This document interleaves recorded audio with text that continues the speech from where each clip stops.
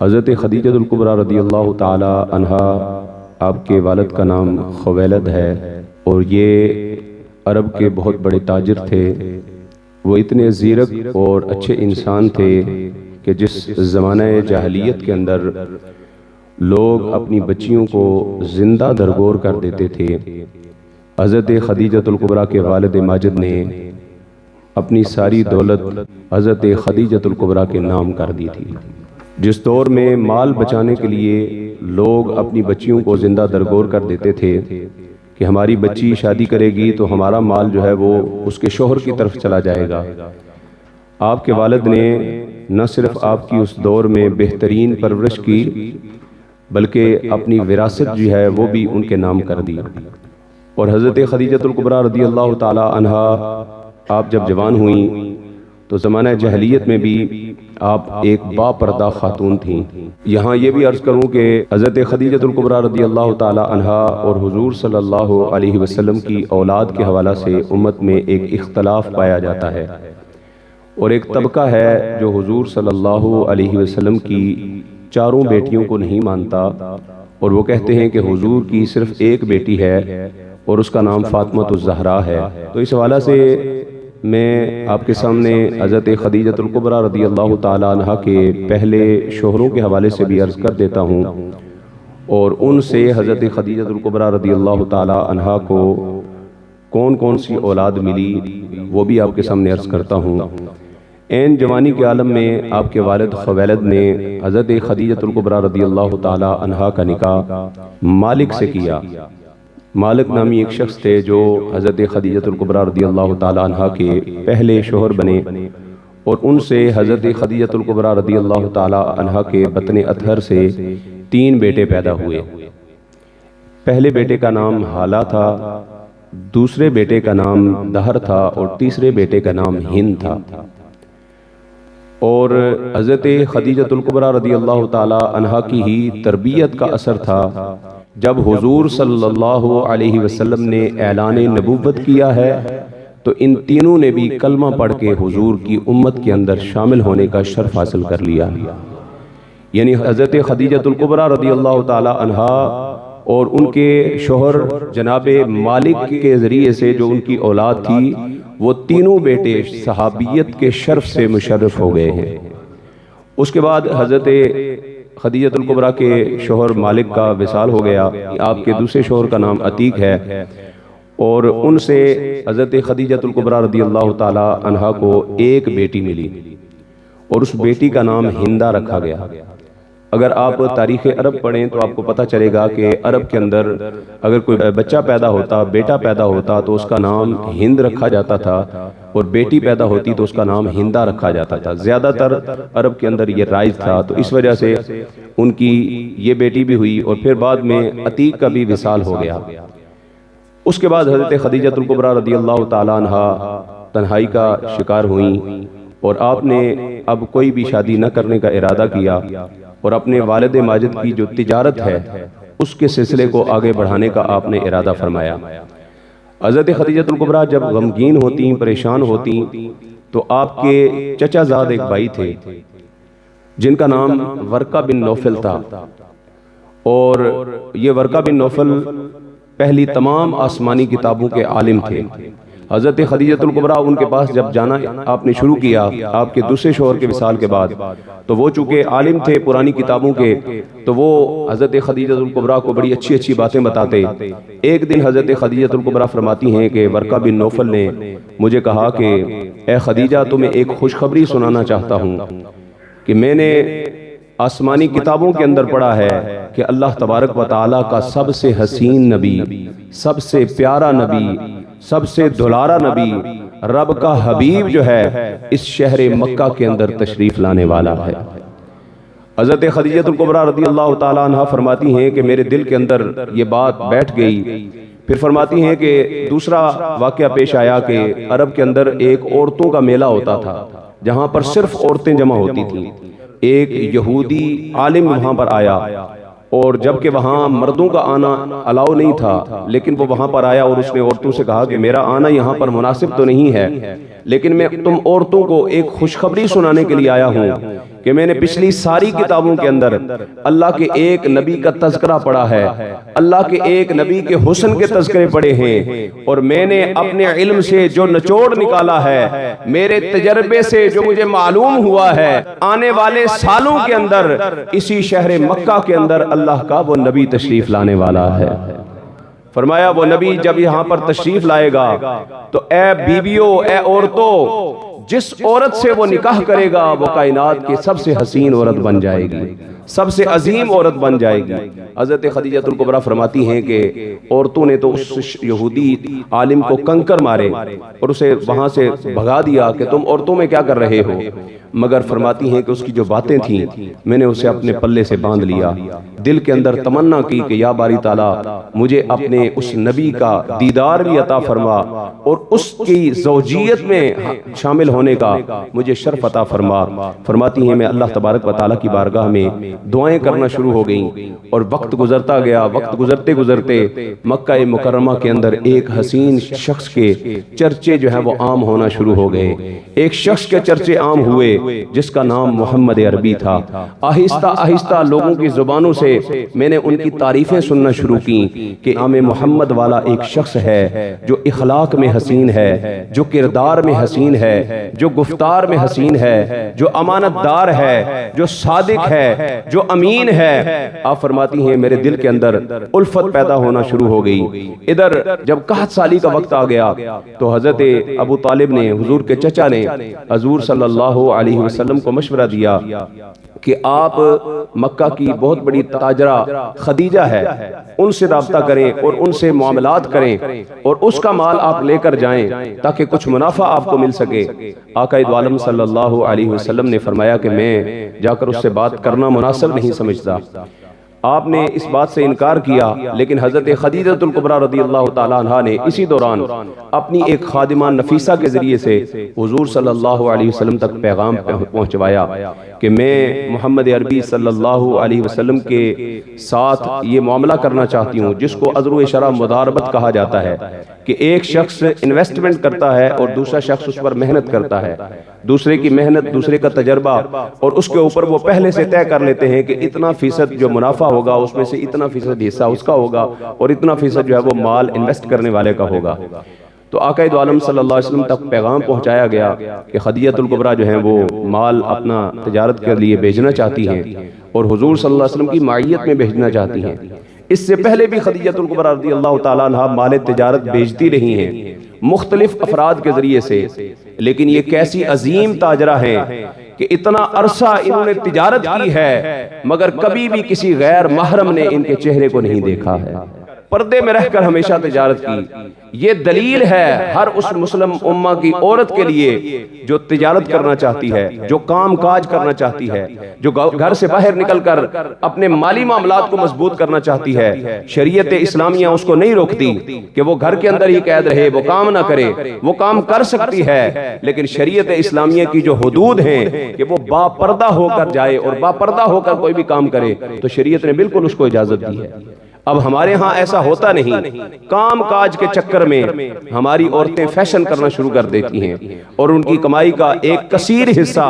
فقط بن سنور کے وہاں کام کاج کی جگہ پر پہنچنے میں صرف ہو جاتا ہے۔ اگر وہ با پردہ ہو کر جائیں تو پھر ان کے رزق میں بھی برکت ہوگی، ان کے معاملات بھی بہتر ہوں گے، ان کو پریشانیوں کا سامنا بھی نہیں کرنا پڑے گا۔ اور آپ ریسرچ کر کے دیکھیں تو آپ کو پتا چلے گا جو عورتیں بے پردہ ہو کر جاتی ہیں ان کی اس فیلڈ کے اندر کسی بھی کمپنی میں، کسی بھی آفس میں، ہوٹل میں، کسی بھی معاملے کے اندر کام کرتی ہوں، وہ بے پردہ ہوں تو ان کی وہ عزت نہیں ہوتی جو با پردہ خاتون کو اللہ عزت عطا فرما دیتا ہے۔ یہ پردے کی برکت ہے، اس لیے خواتین اگر کوئی کام کرنا چاہیں تو با پردہ شریعت کے دائروں کی حدود و قیود کا لحاظ رکھتے ہوئے وہ بالکل کام کر سکتی ہیں۔ تو حضرت خدیجہ الکبریٰ نے حضور صلی اللہ علیہ وسلم کے ذریعے سے اپنا سامان بھجوایا اور اپنا ایک خادم تھا میسرہ، اس کو حضور صلی اللہ علیہ وسلم کے ساتھ روانہ کیا، اور حضرت خدیجہ نے اپنے اس خادم میسرہ سے کہا کہ میسرہ، محمد عربی جب بات کریں تو ان کی بات کو نہ کاٹنا، جو وہ فیصلہ کریں ان کے فیصلے کے خلاف کوئی بات نہ کرنا، وہ جس طرح کہیں ویسے معاملہ کر دینا، بس دیکھتے رہنا ان کے معاملات کو، اور واپس آ کر مجھے پوری تفصیل بتانا کہ کس انداز میں انہوں نے تجارت کی ہے، کس انداز میں ان کا جانا اور آنا ہوا ہے۔ اب میسرہ نے جب گفتگو سنی تو ایک فطری بات ہے کہ جو بندہ پہلے سے کام کر رہا ہو اس کے دل کے اندر تھوڑا سا ہوتا ہے کہ یار میں دوسرے کے اندر جا کے کام کروں، لیکن میسرہ کہتے ہیں کہ جب حضور صلی اللہ علیہ وسلم کے ساتھ میں نے رخت سفر باندھا، میں چلنا شروع ہوا، حضور کے گفتار کو دیکھا، حضور کے بددعا کے مکھڑے کے حسن کو دیکھا، تو فرمایا کہ پھر میں دل سے یہ تسلیم کرنے کے لیے تیار ہو گیا کہ اے خدیجہ تجھے تو کہنے کی ضرورت ہی نہیں تھی، جو ان کے ساتھ چلتا جائے گا وہ ان کا غلام بنتا جائے گا۔ کردار ہی ایسا ہے کہ جو ساتھ جائے گا، جو چلتا جائے گا، وہ کمال حسن حضور ہے کہ گمان نقص جہاں نہیں، یہی پھول خار سے دور ہے، یہی شمع ہے کہ دعا نہیں۔ تو اجے میرا محبوب نہیں ڈٹھا، اور جنوں ویکھ کے چن شرماوے، بجلی ڈردی لشک نہ مارے، متاں بے ادبی ہو جاوے، جے او جاوے سیر چمن دی، سارا گلشن سیس نواوے، صفتاں پاک رسول دیاں دا کون بیان سناوے، کیڑا اوتھے گن گن دسے، اور جتھے گنتی بھی مک جاوے، جے او پاوے ہتھ پھلاں وچ تے ہتھ پھلاں تو ود جاوے، وہ آزم ایڈا سونا ماہی سانو کدرے نظر نہ آوے۔ آقا دو عالم صلی اللہ علیہ وسلم کے حسن میں میسرہ کھو جاتا ہے جب حضور صلی اللہ علیہ وسلم تجارتی قافلے کے لے کر جاتے ہیں اور واپسی جب تشریف لاتے ہیں تو میسرہ نے آ کر حضور صلی اللہ علیہ وسلم کے انداز گفتگو کو جس انداز میں حضرت خدیجہ رضی اللہ تعالیٰ عنہ کے سامنے ذکر کیا، حضرت خدیجہ کو حضور صلی اللہ علیہ وسلم سے محبت ہو گئی۔ میسرہ نے کہا کہ حضور صلی اللہ علیہ وسلم جب چلتے ہیں تو ان کا چلنے کا انداز ایسا ہے کہ ان کے کریمانہ انداز کو دیکھ کر لوگ ان پر فدا ہو جاتے ہیں، جب یہ گفتگو کرتے ہیں لوگ ان کی گفتگو سننا شروع ہو جاتے تھے۔ میسرہ نے کہا جب بازار کے اندر محمد عربی نے سامان لگایا، سارے بازار والے صدائیں لگاتے ہیں، آؤ ادھر آؤ سودا لے لو، یہ سستا سودا بک رہا ہے، لیکن سارے بازار کا سودا چھوڑ کر لوگ محمد عربی کے قدموں میں آتے ہیں اور آ کر محمد عربی سے سودا لیتے ہیں۔ ایک بوڑھی خاتون نے سامان لینا تھا، اس نے آ کر حضور صلی اللہ علیہ وسلم سے کہا کہ یہ چیز کتنے کی ہے؟ حضور نے فرمایا اتنے کی ہے۔ کہا اس کے اندر کوئی نقص تو نہیں؟ حضور صلی اللہ علیہ وسلم نے فرمایا کوئی نہیں۔ اس نے کہا پھر فلاں بت کی قسم اٹھا کے کہو نہیں ہے۔ حضور صلی اللہ علیہ وسلم نے فرمایا میں جھوٹے خداؤں کی قسمیں نہیں کھایا کرتا۔ یہ حضور صلی اللہ علیہ وسلم کا اعلان نبوت سے پہلے کا کردار ہے۔ اور میسرہ کہتا ہے کہ جب محمد عربی چلتے ہیں تو میں نے دیکھا ہے کہ درخت اور پتھر بھی جھک جھک کر اس محمد عربی کو سلام پیش کر رہے ہیں۔ جس درخت کے نیچے بیٹھتے ہیں اس کا سایہ دوسری طرف بھی ہو، جس طرف محمد عربی بیٹھتے ہیں سایہ اس طرف ہو جایا کرتا ہے۔ فرمایا جب یہ چلتے ہیں تو بادل کا ٹکڑا بھی ان کے اوپر بدلی بن کے سایہ کرتا ہے۔ آقا دو عالم صلی اللہ علیہ وسلم کی یہ شانیں حضرت خدیجہ الکبریٰ رضی اللہ تعالیٰ عنہا نے سنی تو اس سفر کے بعد حضرت خدیجہ الکبریٰ رضی اللہ تعالیٰ عنہا نے اپنی اس خادمہ نفیسہ کے ذریعے سے حضور صلی اللہ علیہ وسلم تک پیغام نکاح پہنچایا کہ حضور صلی اللہ علیہ وسلم اگر انہیں قبول کریں۔ اس سے یہ پتہ چلتا ہے کہ اگر کسی عورت نے کسی مرد سے نکاح کرنا ہو تو چھپ چھپ کر اس سے نہ ملے، ٹیلی فون پہ باتیں نہ کرے، میسیجز نہ کرے، ہاں یہ راز و نیاز والے کام نہ کرے، بلکہ جو ہے وہ ظاہر کرے۔ حضور کے ایک صحابی تھے، ان کو ایک عورت جو ہے وہ پسند آ گئی تو حضور صلی اللہ علیہ وسلم نے فرمایا کہ ان کے لیے پیغام نکاح بھیجو۔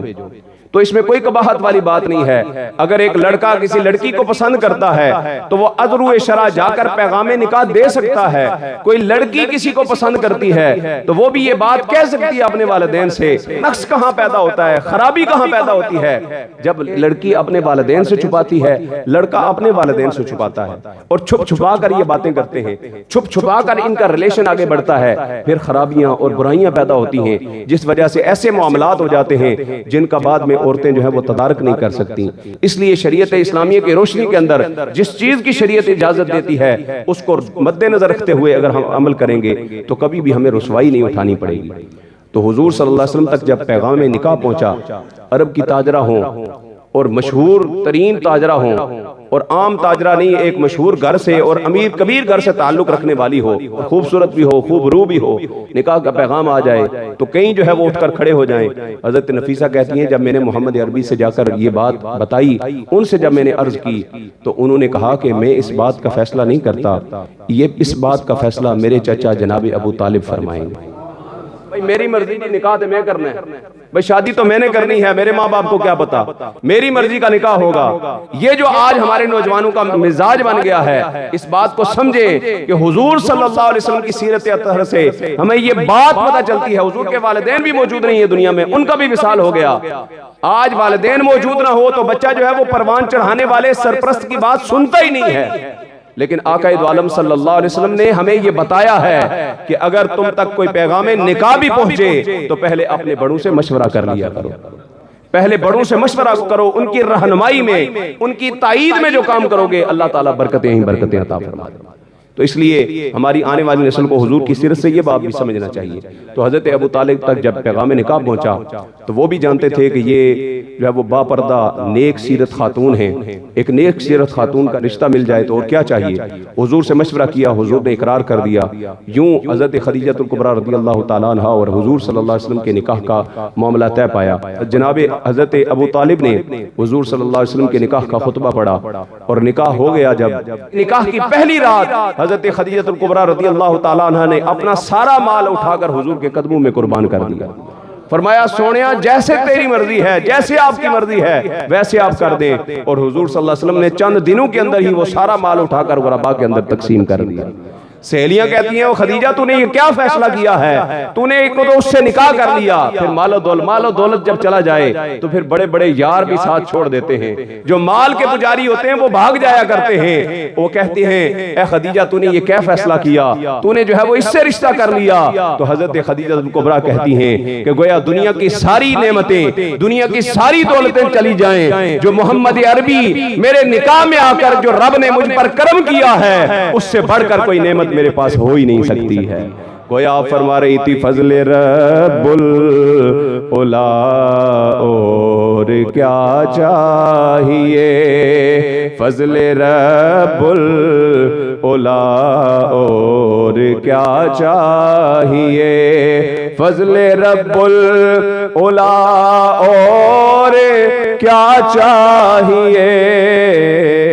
مل گئے مصطفیٰ اور کیا چاہیے، مل گئے مصطفیٰ اور کیا چاہیے۔ حضرت ذوالفقار حضرت خدیجہ الکبریٰ رضی اللہ تعالیٰ عنہ اور حضور صلی اللہ علیہ وسلم کا نکاح ہوا، اور اللہ تبارک و تعالیٰ نے حضرت خدیجہ الکبریٰ رضی اللہ تعالیٰ عنہ کے بطن اطہر سے حضور صلی اللہ علیہ وسلم کو 5 اولادیں عطا فرمائیں، 2 بیٹے اور 4 بیٹیاں اللہ تبارک و تعالیٰ نے حضرت خدیجہ الکبریٰ رضی اللہ تعالیٰ عنہ کے بطن اطہر سے حضور کو عطا فرمائے ہیں۔ حضور کی چاروں بیٹیاں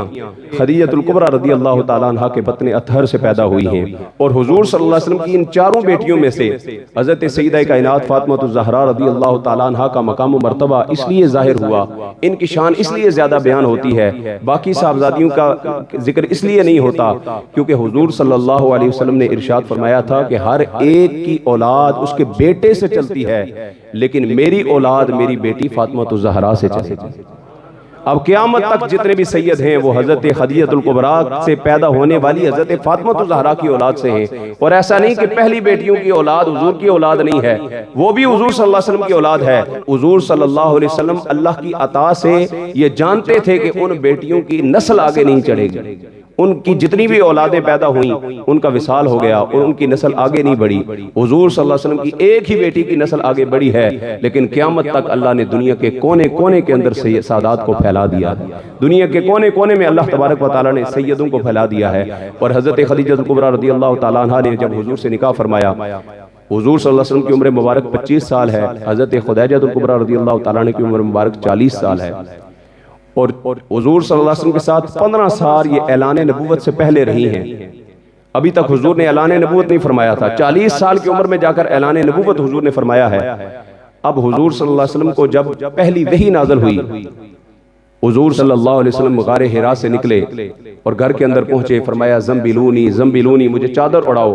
حضور صلی اللہ علیہ وسلم کو حضرت خدیجہ الکبریٰ رضی اللہ تعالیٰ عنہ نے چادر اڑائی۔ جب حضور صلی اللہ علیہ وسلم کے جسم اقدس پر کپکپی طاری تھی، وہ کپکپی کیوں طاری ہوئی؟ اس لیے کہ اللہ تبارک و تعالیٰ کا جلال والا کلام حضور کے قلب اطہر پر نازل ہوا تھا۔ وہ کلام جس کے بارے میں اللہ تبارک و تعالیٰ ارشاد فرماتا ہے لو انزلنا هذا القرآن على جبل لرأيته خاشعا متصدعا من خشیت اللہ، فرمایا اگر یہ دنیا کے بڑے سے بڑے پہاڑ پر یہ قرآن نازل ہوتا تو اس کی خشیت کی وجہ سے وہ پہاڑ بھی ریزہ ریزہ ہو جاتا۔ اس دنیا کے اندر ایک ہی سینہ، ایک ہی دل رب نے بنایا تھا جو اللہ تبارک و تعالیٰ کے اس مبارک کلام کو اپنے سینے کے اندر محفوظ کرنے کی صلاحیت رکھتا تھا، اور وہ قلب اطہر محمد مصطفیٰ کا دل ہے، دل محمد مصطفیٰ ہے، جس کو اللہ تبارک و تعالیٰ نے یہ قابلیت عطا فرمائی۔ تو حضرت خدیجہ الکبریٰ نے حضور صلی اللہ علیہ وسلم کو دلاسا دیتے ہوئے، ڈھارس بندھاتے ہوئے عرض کی کہ اللہ تبارک و تعالیٰ آپ کا رب آپ کے ساتھ برا نہیں فرمائے گا، آپ کا رب آپ کے ساتھ اچھا ہی فرمائے گا۔ کیوں؟ فرمایا اس لیے کہ آپ اپنے قریبی رشتہ داروں کے ساتھ صلہ رحمی سے پیش آتے ہیں۔ یہ حضور کی 5 صفات حضرت خدیجہ نے گنوائی ہیں، وہ 5 صفات جو اعلان نبوت سے پہلے حضور کے اندر تھیں، اور حضور کی زوجہ محترمہ 15 سال حضور کی زیر تربیت رہنے والی خاتون بغیر یہ جانے کہ حضور اللہ کے نبی ہیں، یہ 5 باتیں بتا کر فرما رہی ہیں کہ جس کے اندر یہ 5 خاصیتیں موجود ہوں اللہ تبارک و تعالیٰ اس کا بھلائی کیا کرتا ہے، اللہ تبارک و تعالیٰ اس کے ساتھ اچھا ہی فرمایا کرتا ہے۔ پہلی خاصیت فرمایا آپ اپنے رشتہ داروں کے ساتھ صلہ رحمی سے پیش آتے ہیں۔ میرے دوستو، اپنے رشتہ داروں کے ساتھ صلہ رحمی سے پیش آنا چاہیے۔ چھوٹی چھوٹی باتوں پہ لڑائی جھگڑا ناراضگی اور منہ بنا کے ایک ادھر موڑا ہوا ہے دوسرا ادھر، شادی بیاہ تقریبات میں سامنے آتے ہیں میں ادھر منہ نہ تکنا چاہتا، یہ شریعت اسلامیہ نے سکھایا۔ میرے آقا فرماتے ہیں سل من قطع کا، فرمایا جو تیرے سے تعلق توڑے تو مومن ہے تو جا کر اسی سے تعلق جوڑ، جو تعلق توڑتا ہے جا کر اس سے تعلق جوڑ۔ دوسری صفت فرمایا کہ آپ کمزوروں کا بوجھ اٹھانے والے ہیں، کمزوروں کا بوجھ اٹھایا کرو میرے دوستو۔ جو کمزور نظر آئیں، کبھی گلی محلوں میں چلتا ہوا کوئی غریب کوئی سامان اٹھائے لے جا رہا ہو تو کبھی اس کا سامان اٹھا کر بھی اس کے گھر تک پہنچانا چاہیے۔ بابا جی مجھے دیں، میں آپ کے گھر، انکل جی مجھے دیں، میں چھوڑ کر آ جاتا ہوں۔ تھوڑا سا ٹائم نکالیں گے، غریبوں کا بوجھ اٹھانے کی ضروری نہیں کہ مالی طور پر ان کی مدد کی جائے، فزیکلی بھی آپ ان کی مدد کر سکتے ہیں۔ تیسری خاصیت فرمایا کہ آپ جو مال کماتے ہیں، رزق حلال کماتے ہیں، آپ اس میں سے غریبوں کو اپنا حصہ بھی عطا فرماتے ہیں۔ یہ تیسری خاصیت بتائی۔ اور چوتھی خاصیت حضرت خدیجہ نے فرمایا کہ آپ مہمان نواز ہیں، مہمان آپ کے گھر میں آتا ہے تو آپ فراخ دلی سے مہمان نوازی کرتے ہیں، تو جو مہمان نواز ہوتا ہے اللہ تبارک و تعالیٰ اس کا بھلائی کرتا ہے۔ آج مہمان آ جائے تو ہمارے منہ بن جاتے ہیں، آدھا گھنٹہ بیٹھ تو بعد پوچھتے ہیں چاہ تو نہیں پینی تو۔ جو کھلانے والے ہوتے ہیں وہ لا کر سامنے رکھا کرتے ہیں، وہ پوچھا نہیں کرتے۔ تو مہمان نواز بنے، اللہ تعالیٰ آپ کو وافر رزق میں برکتیں عطا فرمائے گا۔ اور آخری جو بات حضرت خدیجہ الکبریٰ نے فرمائی، آپ فرماتی ہیں کہ آپ حق کا رستہ اختیار کرنے والوں کا ساتھ دینے والے ہیں، اس لیے اللہ تعالیٰ آپ کے ساتھ بھلا ہی فرمائے گا، برا نہیں فرمائے گا آپ کا رب۔ اس لیے حضرات وقار یہ وہ خاصیتیں ہیں، یہ وہ شانیں ہیں جو حضور صلی اللہ علیہ وسلم کو اللہ تبارک و تعالیٰ نے عطا فرمائیں۔ آخری اشعار پڑھتے ہیں، اپنی اپنی حاضری آپ بھی پیش کیجئے تو مل کر پڑھ لیجئے۔ اماں خدیجہ کی میں کروں کیسے مدح خوانی، زوجائے مصطفیٰ ہے حسنین کی ہے نانی۔ مل کر اماں خدیجہ کی میں کروں کیسے مدح خوانی، زوجائے مصطفیٰ ہے حسنین کی ہے نانی۔ اور زینب رقیہ ام کلثوم کی بھی ماں ہے، زہرا سے لے کے آخری سید کی بھی یہ ماں ہے۔ دب کیا کھو یار سبحان اللہ۔ زینب رقیہ ام کلثوم کی بھی ماں ہے، زہرا سے لے کے آخری سید کی بھی یہ ماں ہیں جگ میں جتنے سید ہیں، جگ میں جتنے سید اس ماں کی ہے نشانی، زوجائے مصطفیٰ ہے، حسنین کی ہے نانی۔